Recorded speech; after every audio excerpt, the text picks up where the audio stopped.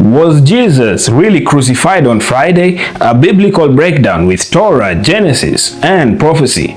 Was Jesus really crucified on a Friday and raised on Sunday? Or have we misunderstood the timeline by using Western calendars and Roman tradition instead of the Bible? In this video, I want us to walk through the actual account from Genesis timekeeping to Torah law to the Gospels and even prophetic warnings about changing times and laws. If you're here for truth, not just tradition, stick around and I'd love to hear your thoughts in the comments. Genesis time, how God measures a day. In Genesis chapter 1 verse 5, and the evening and the morning were the first day. Biblically, a day starts at sunset, not midnight. That changes how we count 3 days and 3 nights.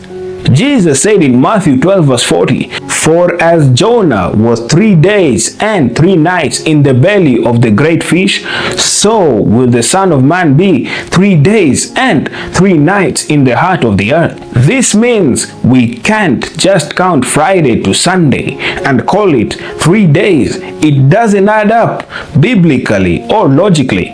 The Torah and the Passover lamb in Exodus 12 verse 3, the Passover lamb was selected on the 10th of Nisan, kept until 14th and slaughtered in the evening. In Exodus chapter 12 verse 46, "You shall not break any of its bones." In Numbers 9 verse 12 repeats the command about no broken bones and the lamb being killed at twilight. The lamb was then eaten on the 15th at night, which had already begun at sundown. This was also a high Sabbath, not the weekly one. Now, here's the amazing thing.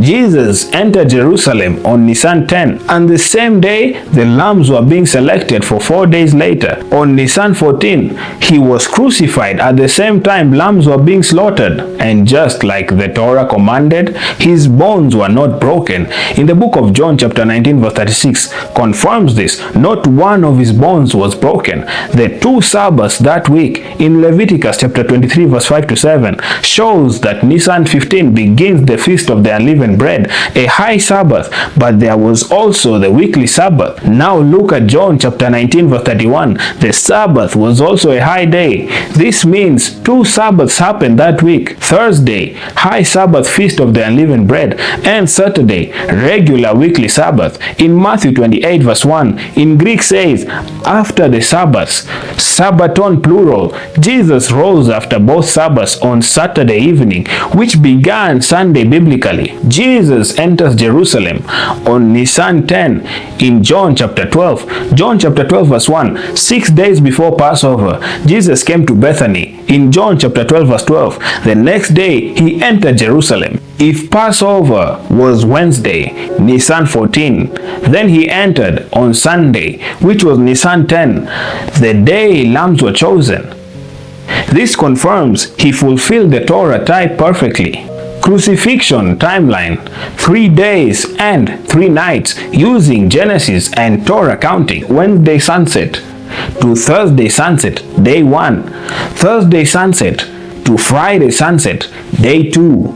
Friday sunset to Saturday sunset, day 3. It fits exactly 3 days and 3 nights. The Friday to Sunday view gives at most 1.5 days, which many critics, even theologians, question.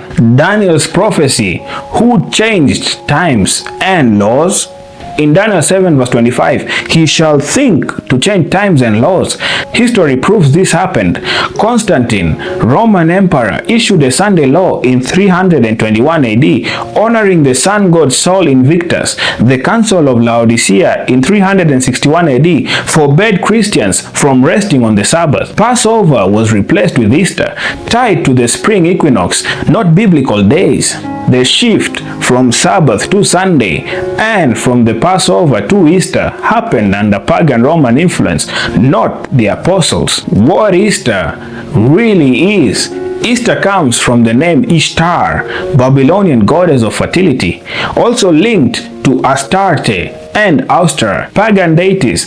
The egg and bunny are symbols of fertility and rebirth. These were part of ancient spring rituals, especially in Babylon and Rome. Here's the balance. It's not a sin to remember the resurrection, but when we mix it with pagan symbols, we move from honoring God to adapting what he calls abominations in Deuteronomy chapter 12 verse 30 to 31. Babylon, the system God calls us out of. In Revelation chapter 18 verse 4, come out of her, my people. Babylon isn't just a city, it's a system of confusion, spiritual adultery, and paganism wrapped in religion. From the book of Genesis, Tower of Babel, to Revelation, Babylon represents a rebellion against God's order. God is calling his people to leave tradition for truth and to return to the biblical calendar, Sabbaths, and feasts. Now here's the summary of the timeline. Event, Torah, and fulfillment. Jesus enters Jerusalem on Nisan 10. That is the time the Lamb is chosen. And Jesus is crucified on Nisan 14. That is when the Passover lambs were being slaughtered. Then the high Sabbath feast was Nisan 15 on Thursday. The weekly Sabbath was Saturday. And the resurrection was Saturday night, start of Sunday. Time in tomb, that was 3 full days and 3 nights. No bones were broken.